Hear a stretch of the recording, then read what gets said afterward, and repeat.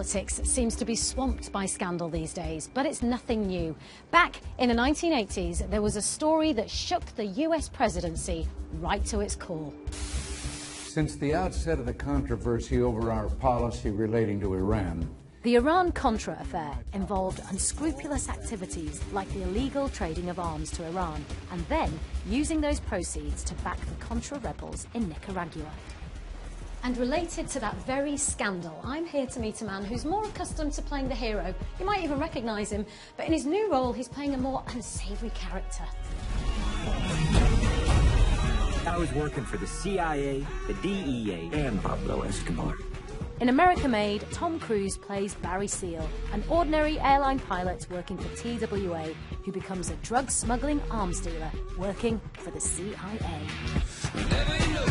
Tom, thank you so much for talking to the White Show. Thank you for having me. It's absolutely our pleasure. Thank you very much. I want to know why you took on a character like Barry Seal. One of my favorite writers is Mark Twain growing up, and Mark Twain would have written this story. It's ripe for satire, for humor. It's the most unique adventure based on a true story. He's an anti-hero. You never saw me. By all accounts and everyone we interviewed and met, everyone loved him. Even though he worked for the CIA, DEA, the White House, and one of the biggest drug cartels in the world, he was not political at all. He was a guy who was a great pilot who would fly anything, from drugs to guns. He was like the early version of FedEx. He was the gringo who always delivered. He was making so much money, he didn't know what to do with all the cash. Roscoe dug this up in the backyard. There are bills blowing around everywhere. I'll rake it up in the morning. At one time, he was one of the wealthiest men in America. I mean, it was just really interesting and a very unique love story with his wife. He adored her, and she adored him. Is this how we go? She was so strong. I love that you got a female character that matches him pound for pound. And every time he asks her, do you trust me? She said, no. No, no. And is that important for you to have a character as strong as that you can play against? Yeah, and she was that strong, really. Flying that airplane, when you see me put it on autopilot and I walk from the front of the airplane to the back of the airplane, we're literally doing that. But when you see me breaking through those trees, that's me flying. Flying is something that has always been a lifelong passion. As a kid, I used to have a photo of a Spitfire and a photo of P-51. I put them up on the wall right where my bed was so that I could stare at them before I went, because I just wanted to fly. So when you were writing the script, thinking about the idea, did it take you back to when you were starting out in the movies, late 70s, into the 80s, where things were really taking off for you? Yeah, that was an amazing time, actually. And it happened so fast for me.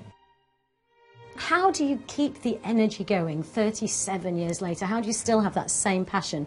I'm just interested in life. You know what it's like. You interview so many different people, and when you see someone in a different life, a different way, whatever, it's just you can't help but become more interested in it. And I have the privilege to be able to put it up there and share it with everyone. See, I'm gonna walk out of here. There ain't a damn thing any one of you can do about it. There's lots of one-liners that have come out of your movies that are so memorable, and I would say your life imitates the art, okay? So, show me the money. Show me the money!